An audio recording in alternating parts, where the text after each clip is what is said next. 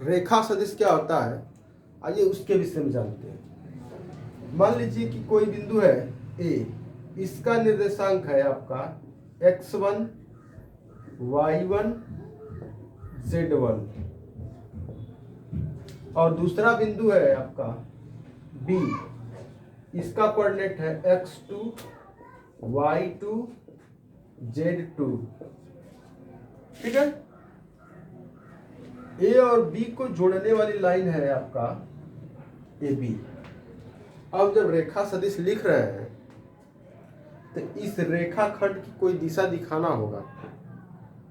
मान लीजिए हम अगर दिशा दिखा रहे हैं ए बी, तो हमको लिखना क्या है, ए बी वेक्टर क्या है। ठीक है, तो सबसे पहले हम करते क्या है कि इन दो बिंदुओं की स्थिति सदिश लिख देते हैं। ठीक, स्थिति सदिश क्या होता है, स्थिति सदिश मूल बिंदु से इन बिंदुओं को जोड़ने वाली रेखा होती है।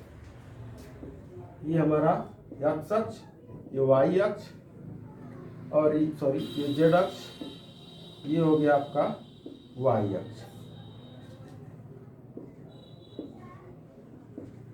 अब इन दो बिंदुओं को जोड़ने वाली जो रेखा होगी वो ये होगी इस तरह से, और स्थिति सदिश वाली जो रेखा होती है वो ओरिजिन से बिंदु की तरफ जाती है इस प्रकार से। तो इस प्रकार हम ये देख रहे हैं कि ये बन गया आपका एक त्रिभुज। ठीक है, तो अब इस त्रिभुज में हम सदिश योग का त्रिभुज नियम लगा सकते हैं। सदिश योग का त्रिभुज नियम जानने के लिए हमने पिछले वीडियो बनाया है, उसे आप देख सकते हैं। एक नज़र हम यहाँ पर कैसे लगा रहे हैं, ध्यान से देखिए। सदिश योग का त्रिभुज नियम लगाने के लिए हमने बताया आपको एक परिपाटी बनाएंगे। परिपाटी का मतलब एक तो गोला खींच लीजिए इसे। ठीक है, और गोले में आप अपने मन से क्लॉकवाइज या एंटी क्लॉकवाइज डायरेक्शन दिखा दीजिए इस प्रकार से, जो भी इच्छा हो, क्लॉकवाइज एंटी क्लॉकवाइज जो हो। तो हमने यहाँ पर क्लॉकवाइज डायरेक्शन दिखा दिया। अब हमने जो परिपाटी बनाया है उस परिपाटी के अनुसार, यानी परिपाटी की दिशा के अनुसार जो सदिश मिलेगा उसको हम पॉजिटिव लिखेंगे, और जो उसके विपरीत मिलेगा उसको हम क्या लिखेंगे, नेगेटिव लिखेंगे। तो देखिए त्रिभुज ए ओ बी में, इस त्रिभुज ए ओ बी में सदिश योग के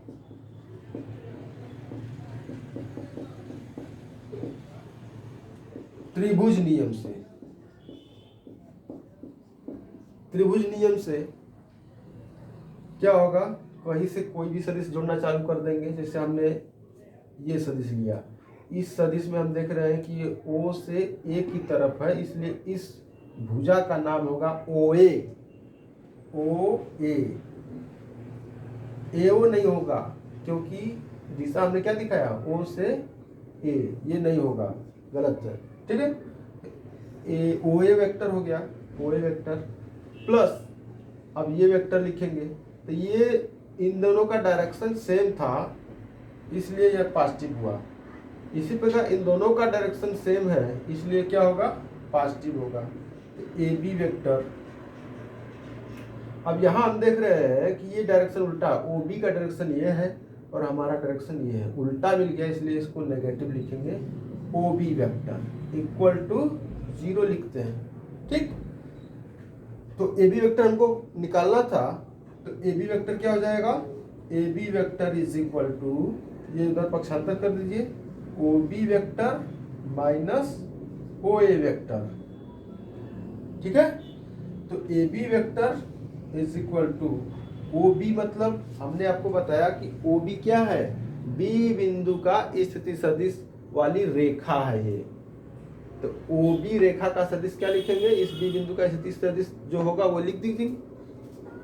क्या हो गया, x2i plus y2j plus z2k minus OA vector उसी प्रकार से हो जाएगा, ए बिंदु का स्थिति सदिश x1i plus y1j plus zk, ये हो गया। इस प्रकार से हम इस रेखा सदिश को प्राप्त कर लिए, ये हमारा आंसर हो जाएगा।